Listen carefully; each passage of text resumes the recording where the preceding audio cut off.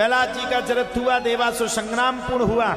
सुखदेव बाबा ने पूछा, राजा परीक्षित अब पूछो मैं तुम्हें किसकी कथा सुनाऊं। तब राजा परीक्षित ने कहा, प्रभु मैं कृष्ण जन्म की कथा को सुनना चाहता हूं। लेकिन कृष्ण जन्म से पहले सुखदेव बाबा ने राम जन्म को सुनाया। और आज आपके भी नाती राम का जन्म दिवस है। एक बार ताली बजा दो भाई इसके लिए, वाह वाह। राम का चरित्र क्यों सुनाया? भगवान कृष्ण की है 16,108 पत्नी। अगर तुम्हारी 5 हो गई तो वे कड़िको को करके सब खा जाए। इसलिए चरित्र सुनो भगवान कृष्ण का और मर्यादा रखो भगवान राम की। इसलिए संक्षेप में अति श्रवण करो। भगवान श्रीमन नारायण प्रभु के दिव्य नाभि कमल से ब्रह्मा के बेटा मारीची, मारीची के बेटा कश्यप, कश्यप के बेटा विवस्वान, इन्हीं से चला सूर्यवंश। विवस्वान के सूर्य के पुत्र हुए सिद्धादेव की मनु नामक पत्नी के कोई संतान नहीं थी। और इन्हीं के वंश में महारानी सिद्धा सूर्यवंश की प्रथम देवी बेटी के रूप में आई। इत्यादि इत्यादि वंश हुए। इन्हीं के पावन वंश में आगे चल करके युवनाश, युवनाश के मानधाता, मानधाता के सत्यवत के हरिश्चंद्र, हरिश्चंद्र के रोहित, रोहित से बाहुक, बाहुक के सगन नामक 60,000 पुत्र।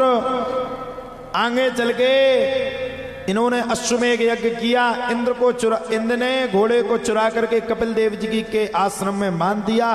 सगर पुत्रों ने अपशब्द कहे तो आंख खोल करके 60,000 पुत्रों को नष्ट कर दिया।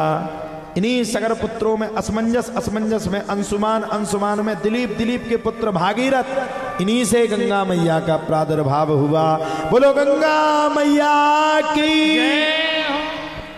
सभी सगर पुत्रों का उद्धार हुआ।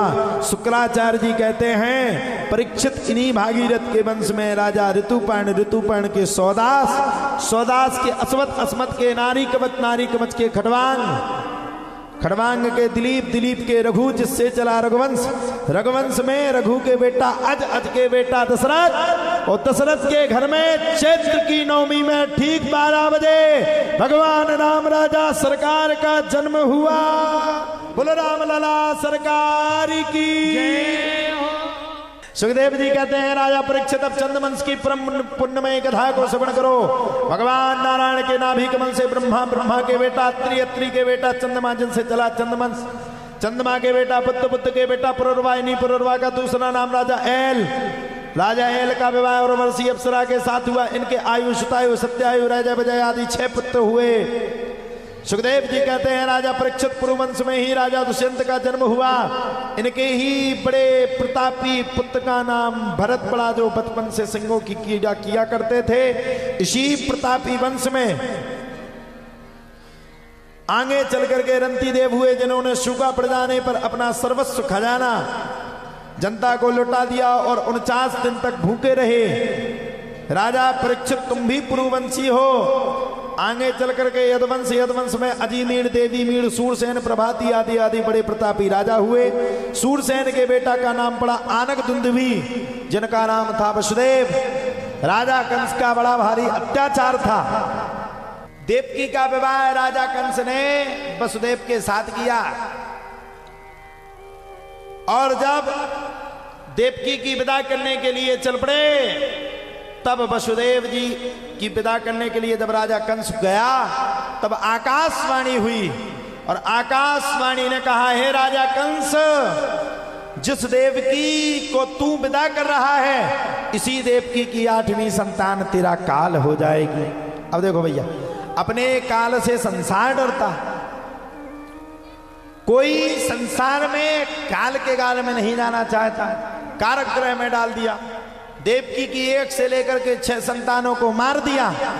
7वीं संतान के रूप में बलराम जी आए तो संकर्षण विधि के द्वारा किसके पास पहुंचा दिया? संकर्षण विधि के द्वारा माता रोहिणी के गर्भ में स्थापित कर दिया। अब 8वीं संतान के रूप में भगवान आने ही वाले थे। पहले बढ़ गए। माता के गर्भ में खूब तेजायमान, गुंजायमान, प्रकाशमान शोभित होने लगा। पूरे नगर में खूब तेजी के साथ पहरेदारों को पहरा बढ़ा दिया गया, कारक ग्रह में भी पहरा बढ़ा दिया गया। अब आ गया भगवान के प्रकट होने का समय। भादों का मास था, कृष्ण पक्ष था, रोहिणी नक्षत्र था।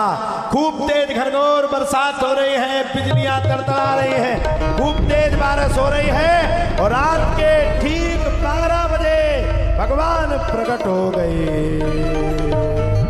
बोलो नंद के लाला की जय हो। जैसे ही भगवान प्रकट हुए वैसे ही अपने आप बेड़ियां छूट गई, पहरेदार सो गए। भगवान को छपड़ी पे लाद करके वसुदेव जी महाराज सीधे ब्रज की ओर जाने लगे। बीच में मिला यमुना नदी। यमुना मैया ने भगवान के पैर छूने के लिए आए तो भगवान पगों को ऊपर कर ले। भगवान यमुना ने कहा अच्छा हमारे साथ दिमाग। यमुना ने पिताजी को ही डुबा दिया। भगवान ने तुरंत पैर नीचे किए और यमुना मैया अपने आप समतल स्थिति में आ गई। जाकर के नंद भवन में लल्ला को रखा और माया रूपी पुत्री को लेकर के आ गए।